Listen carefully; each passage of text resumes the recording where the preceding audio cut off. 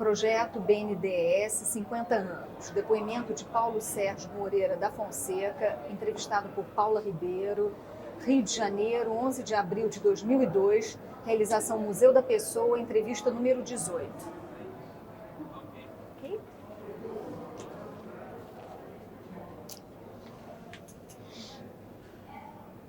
Tá?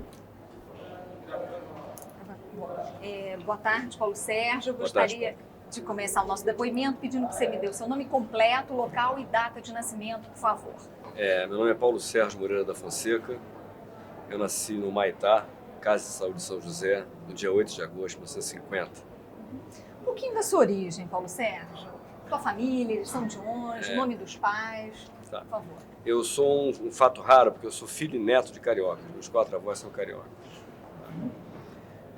A minha origem é por parte de pai. Meu avô era médico, tá? Minha avó, sempre era naquela ocasião, dona de casa. Meus pais, meu pai é artista plástico, é formado em advocacia e filosofia, mas é artista plástico e escritor. Tá? Ao lado da minha mãe, o meu avô era advogado, chegou a ser presidente, foi ministro do Supremo Tribunal Federal. A minha avó era cantora lírica. E a minha mãe é atriz, foi bailarina e atriz. Tá? Então eu sou economista, filho de artistas, o que é uma certa complicação. Você assim, foi criado em que bairro da cidade? Tá. Eu sou criado em Ipanema. Tá? Sou um garoto de Ipanema, tradicional. Fui muito à praia, fui surfista, pesquei muito na Lagoa Rodrigo de Freitas, no banho de lagoa, andei muito barco à vela, andei muito de bicicleta, joguei bola na praia. Né? Aquela coisa tradicional do Rio de Janeiro de antigamente, né?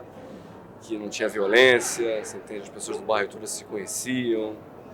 O farmacêutico, o cara do botequim, todo mundo sabia quem você era, filho de quem, etc. Ipanema era um fim de cidade, não era passagem para Barra, e era como se fosse uma cidade interior, né, guardada as devidas proporções. E escola? Você frequentou que escola?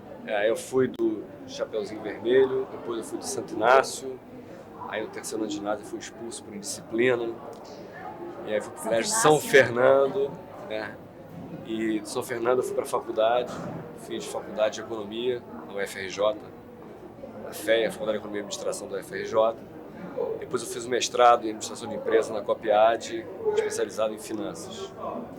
Mas quer dizer, na sua adolescência, assim, começo de estudos, né? Você tinha alguma expectativa profissional? Quer dizer, economia era uma profissão que você almejava, gostava, vindo de uma família tão mesclada em termos artísticos e um advogado, como é que era isso? Não, para mim economia o que era o direito na época dos meus pais. Quer dizer, uma profissão meio difusa e que servia de porta de entrada a um conjunto grande de opções. Tá?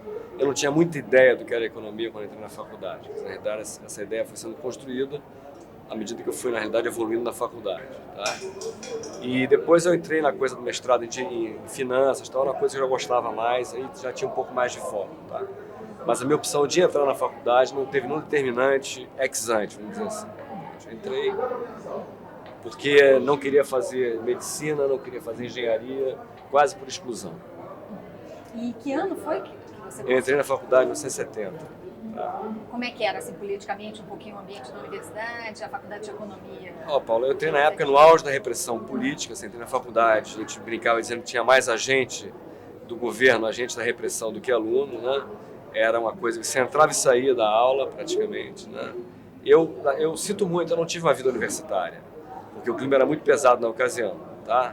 Eu invejo muito meus filhos terem aquela vida na universidade, os amigos, tá? Eu não tinha muito isso, entende? Era um clima muito pesado na ocasião. Era a época do governo Costa Silva, governo Médici, né? Onde era o auge da repressão política, né? Vários amigos nossos fugiram para o Chile, era uma coisa meio barra pesada, né? Eu fui detido 2 vezes pelo DOPS, não tinha nada a ver com a história, quer dizer, eu estava fazendo um trabalho, era estagiário, e acharam que eu estava fazendo um plano de assalto a banco, e empreenderam. Eu fui em cana no DOPS, fiquei lá e me soltaram de noite. Meu chefe foi lá e explicou a situação toda, eu fui solto de noite. E a outra vez que eu fui preso, eu fui detido também, eu estava com um amigo nosso aqui do banco, Ricardo Weiss, e um outro amigo nosso, Ney Cru. A gente estava vindo da Fundação Getúlio Vargas, a gente tinha estudado lá, e eu dei uma fechada no carro do embaixador da Alemanha, uma semana depois que ele foi devolvido, que ele foi sequestrado, com Holliday. E aí pegaram também ali, achando que eu estava terrorista e tal. Havia uma paranoia naquela época, né? Todo mundo, e mais universitário ainda, por cima, era um potencial terrorista. Em termos de trabalho, quer dizer, qual foi o teu primeiro trabalho remunerado?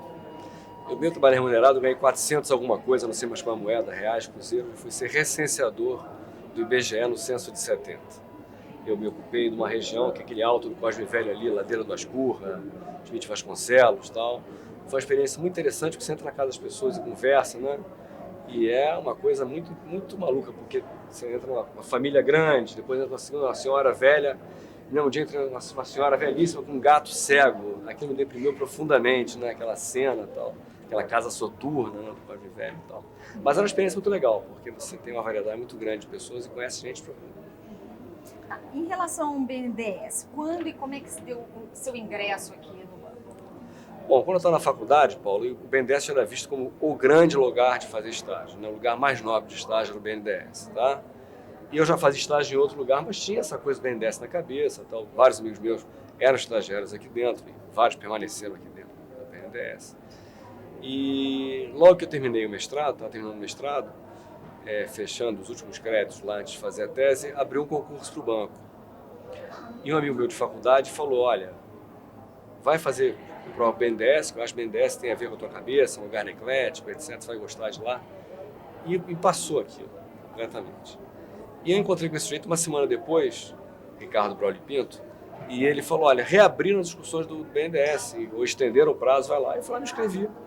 Fiz concurso, passei, entrei, achei que ia ficar aqui no banco, achei que na realidade eu ia ser chamado muito tempo depois do concurso, eu planejava após o mestrado fazer aquela famosa viagem de volta ao mundo, que todo garoto quer fazer depois que se acaba a faculdade, mas fui chamado logo em dezembro, fiz o concurso em setembro, em dezembro fui chamado e entrei no banco dia 2 de dezembro de 75, estou aqui até hoje. Você se lembra desse dia? Como é que foi o seu primeiro dia no banco? Me lembro mais ou menos onde que era, as pessoas que me receberam e tal. Conta um pouquinho. Eram cerca de 10 economistas, alguns ainda estão no banco ainda, e do Brasil inteiro. E era um prédio na Avenida Presidente Vargas. O banco naquela época não funcionava num prédio só, funcionava tudo separado, né? E essa parte de recursos humanos era na Presidente Vargas, então teve um curso de nivelamento, de introdução, apresentava a gente que era o banco, etc. e tal. E na ocasião havia uma grande resistência à nossa entrada no banco, porque o pessoal era um concurso de sênior e o pessoal que era sênior do banco e tinha feito a prova, vários não passaram. Tá? Então eles estavam preparando a gente, olha, vocês vão ter uma certa hostilidade, mas vocês entraram legitimamente, etc. Tal. Nunca ouvi isso. Ninguém, na realidade, hostilizou a gente, né? Havia um clima na época complicado, porque as pessoas não passaram no concurso, né? Se eu fosse fazer concurso hoje em dia, não passaria, porque não tem eu estava fresco do mestrado, etc. Então tinha a matéria na cabeça toda, né? Mas fui sempre muito bem recebido aqui dentro, nunca tive hostilidade nenhuma, foi ótimo. Tá? Quer dizer, nessa época, esse setor que você foi trabalhar, existia um grande projeto que estava sendo desenvolvido, existe uma grande questão que era muito discutida pelos economistas. O que acontecia nessa época dentro do BNDES? Olha, projeto Paulo, na eu sua acho que área? quer dizer, uma das coisas que me motivou a vir para o banco é porque eu já tinha 3 anos de trabalho, eu tinha estagiado no Banco Brascan há 3 anos, e era um trabalho muito específico, aquilo é uma coisa que me desafiava muito, né? O BNDES se apresentava para a gente como um espectro muito grande de opções de trabalho, tá? E de fato eu confirmei isso quando eu entrei no banco. Mas na ocasião que eu entrei no banco, eu trabalhei cerca de 2 anos e pouco no departamento de recursos, de captação de recursos, que trabalhava basicamente com captação de recursos, empréstimos externos e empréstimos nacionais, que era um trabalho também, de certa forma, ainda a minha expectativa é limitada, tá? Tanto que em seguida eu fui para outro lugar, pedi para sair, fui para outro lugar, e aí fui trabalhar no departamento que era a porta de entrada dos projetos do banco, que era o DEPO, na ocasião, tá? Onde tinha um time de pessoas super interessantes, e aonde de fato se apresentou aquela expectativa que eu estava aguardando, né? É um desafio muito grande em função da variedade de temas que você tratava, variedade de projetos, né? Era uma época muito interessante do BNDES, se discutia muito a questão da filosofia de desenvolvimento,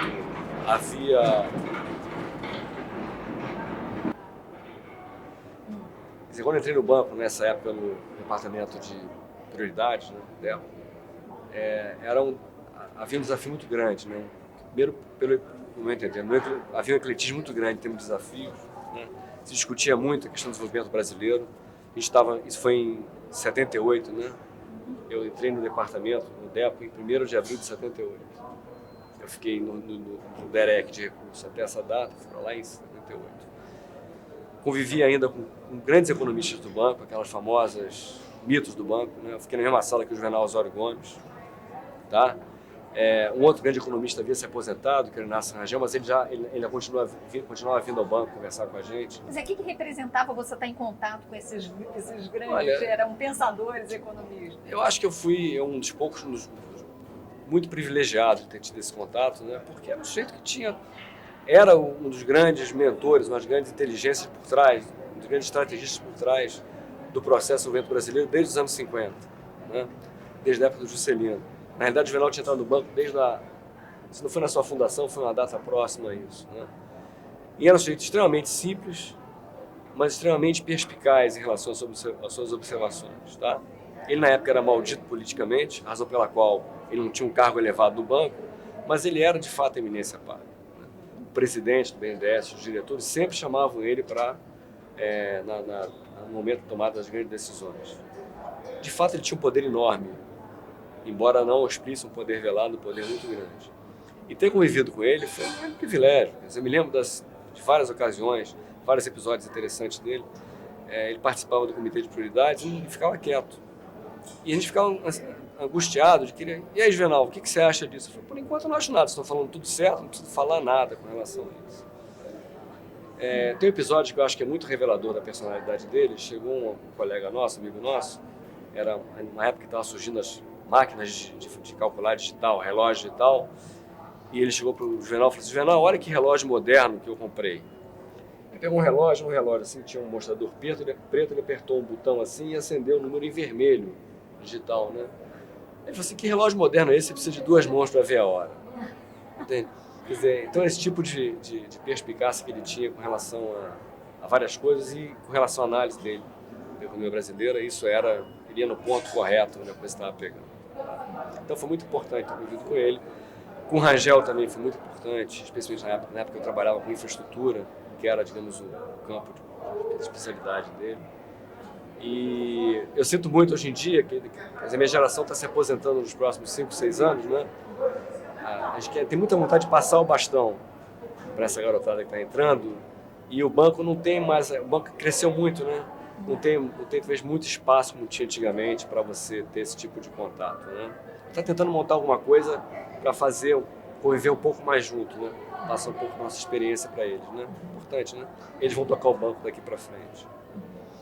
Mas eu fiquei nesse departamento durante 11 anos e foi fundamental na minha formação no BNDES, no departamento-chave, era a porta de entrada do banco. E de lá eu saí quando houve uma reformulação em 89 do Márcio Forte e fui cuidar da área de meio ambiente do BNDES, que é uma área que eu já tocava aqui dentro. Tá? Isso é uma outra história. Né? Não, mas então conta um pouquinho o que foi entrar, quer dizer, numa questão que naquela época era mais ou menos nova, né? E do BNDES está desenvolvendo um projeto, né? Pensando essa questão, como é que era participar disso? Olha só, Paula, quer dizer, quando eu entrei nesse departamento de prioridades, em 78, por volta dessa época, um engenheiro aqui do banco, Luiz Carlos Soares Souza Rodrigues, filho do diretor do banco, conhecido aqui no BNDES como Titite, ele tinha essa preocupação ambiental e sabia que eu gostava disso, me chamou para trabalhar com ele, tá? E a gente trabalhava de uma forma informal, isso não era formalizado no BNDES. Havia um convênio do banco, a antiga FEEMA, mas era uma coisa muito, digamos, não repercutia na operação do banco no dia a dia, né? Mas a gente tinha uma sensibilidade para essa questão e a gente foi, de certa forma, emulando isso dentro do BNDES.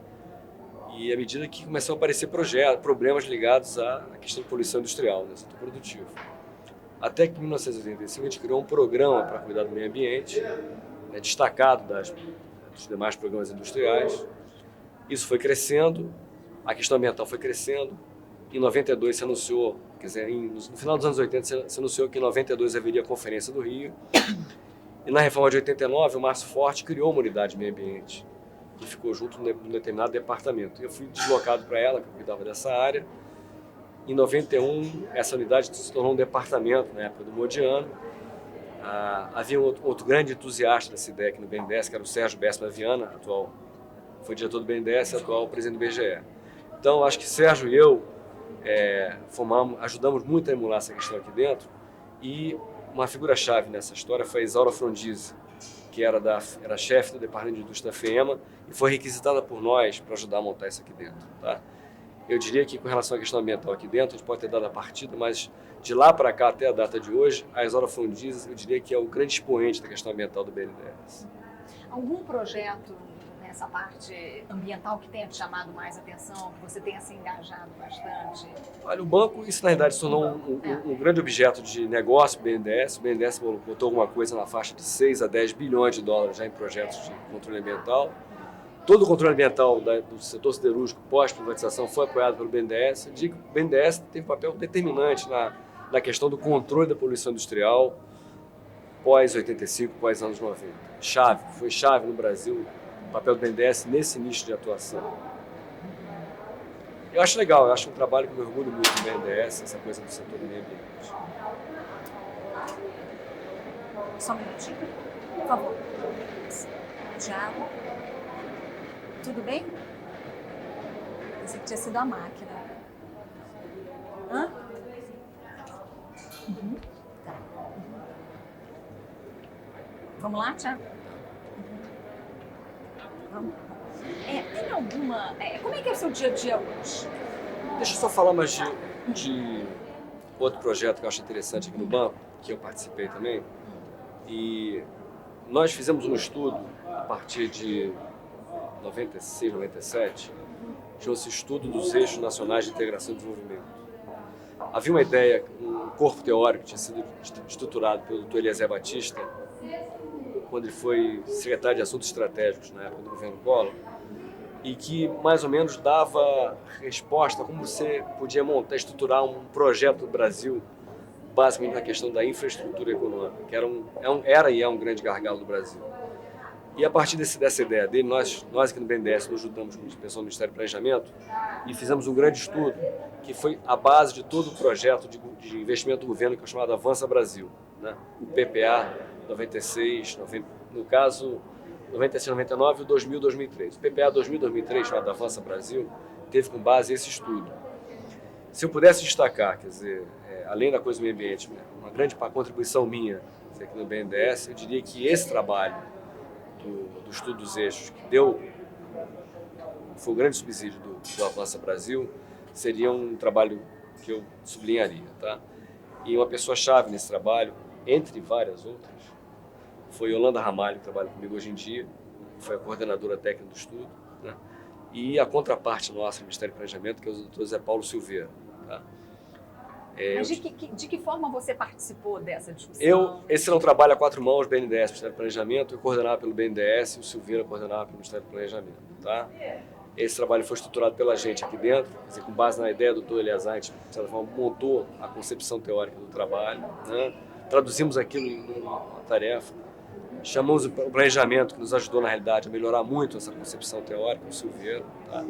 Contratamos uma grande consultoria, 200 pessoas trabalharam nesse estudo durante muitos anos, tá? 100 do governo, 100 do setor privado. Né?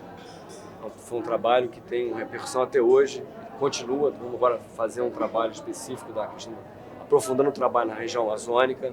Estamos contratando a segunda etapa do trabalho para dar subsídios para o próximo PPA. Tá? Então eu diria que é uma coisa que criou um moto próprio, né? E entendo até hoje como a melhor concepção teórica em termos de você montar um projeto de investimento do governo. Eu me orgulho muito de ter trabalhado nesse negócio. Um outro trabalho que eu acho interessante também, que está em curso e que é um pouco filho disso, uma derivada primeiro disso, é o trabalho da integração da infraestrutura da América do Sul, que surgiu também a partir dessa ideia, desse trabalho, tá? Está sendo tocado, no caso brasileiro, pelo Silveira também, tá? É um trabalho que envolve a América do Sul inteira. Do que se trata? Se trata de os países da América do Sul estão o tempo todo de costas um para o outro. Fora uma infraestrutura que hoje em dia existe no Mercosul, que liga São Paulo a Santiago do Chile, o resto todo mundo exporta mais para fora do que para dentro. E existe uma grande complementariedade das nossas economias. A ideia é você criar uma rede de infraestrutura econômica que permita que o comércio intrarregional aumente substantivamente. Essa, digamos, em poucas palavras, é a ideia do que está atrás desse projeto. E é uma extensão do trabalho dos eixos, que foi a mesma coisa que foi feito para o Brasil, ou seja, o Brasil é um país que não estava integrado na sua infraestrutura. E a proposta do trabalho é integrá-lo nesse sentido, criar uma infraestrutura econômica, transporte, energia, telecomunicações, etc., hídrica, formação e conhecimento, levando em consideração o meio ambiente, não só com restrição, mas com potencialidade, uma coisa muito complexa, mas que é muito interessante. E hoje, como é que é o seu dia a dia? O que você desenvolve de trabalho, de projeto atualmente? Hoje em dia, quer dizer, tem um pouco a continuidade disso, né? Como eu falei, aprofundar esse trabalho na Amazônia, a segunda etapa desse trabalho para deixar de subsídios para o próximo governo, que vai ter que montar o próximo PPA, tá? E está montando agora um seminário sobre desenvolvimento, né? Para o segundo semestre. Tem 3 componentes. O componente internacional, a gente vai trazer algumas pessoas chaves aqui, desde prêmios Nobel até o Paul Krugman. Depois uma parte interna, são 10 seminários grandes, botando o pessoal da casa para discutir muito. No final a gente quer fazer um workshop, convergindo isso tudo para uma proposta de atualização do plano estratégico do banco e como subsídio para o próximo governo também, para a equipe de transição do próximo governo. É um pouco aquele negócio que eu falei do começo, quer dizer, botar o pessoal da casa para discutir o processo de desenvolvimento, tá? Estão um pouco confinados no seu local de trabalho, fazê-lo participar de discussões mais amplas. A ideia é fazê-lo participar de discussões mais amplas. Estão pedindo muito isso, a gente quer criar as condições de forma que isso possa vir a acontecer. Você fala de uma forma super envolvente em relação ao BNDES, né? Quer dizer, o que representa o BNDES para você? Olha, eu sempre fui um cara muito inquieto, Paulo. Eu tenho meus interesses muito variados, né? Vai de A a Z. E o BNDES foi um lugar que eu pude desenvolver vários projetos. Quer dizer, eu sou extremamente grato ao BNDES, me considero um privilegiado. Se eu tivesse que voltar atrás no tempo, eu escolheria a mesma trajetória profissional, tá? E eu digo que eu acho que eu uso muito uma metáfora. Eu digo assim, BNDES é como se fosse um campo de futebol cheio de bolas, entende? Bolas são temas que você tem, ou que você trata, ou potencialmente você trata. Se você pegar uma bola daquela e ficar fazendo embaixada e não atrapalhar ninguém, todo mundo vai achar ótimo, porque o que não falta aqui é assunto para você tratar, tá? E eu acho que o BNDES ainda hoje é isso, entende? É um lugar que tem muito espaço para você desenvolver trabalhos, muita coisa, muito desafio, né? Ele dá conta de várias questões na economia brasileira, num espectro muito grande. Eu acho que qualquer pessoa, mesmo no dia de hoje, que entrar no banco, vai ter coisa que fazer e pode desenvolver um projeto pessoal muito afim com o próprio objetivo da casa. Continuo achando um lugar de trabalho tão interessante quanto o era quando entrei no banco há 26 anos atrás. E para essa nova geração de economistas que está entrando no banco, algum conselho, alguma mensagem você deixaria para essa turma nova? A grande mensagem que eu daria é o seguinte: olha, o Brasil, gente, é muito grande, né? E o BNDES é muito importante, ainda é muito importante nesse país. Ainda é o monopolista, quase monopolista de oferta de investimento, de recursos no prazo de investimento nesse Brasil. E eu acho que vamos acreditar no Brasil. Vamos acreditar porque esse país vai longe. Então, para finalizar, o que achou de ter participado do projeto Memória 50 anos do BNDES e ter deixado o seu depoimento? Eu acho importantíssimo isso. Eu acho que fragmentos de vários depoimentos vão compor, de certa forma, esse grande quadro que é o BNDES na perspectiva de hoje em dia. Quem sabe daqui a 25 anos, né, isso sirva de apoio, de exemplo para o BNDES quando ele fizer os seus 75 anos. Né? Então, super obrigada pelo depoimento. Obrigado a vocês. Obrigada.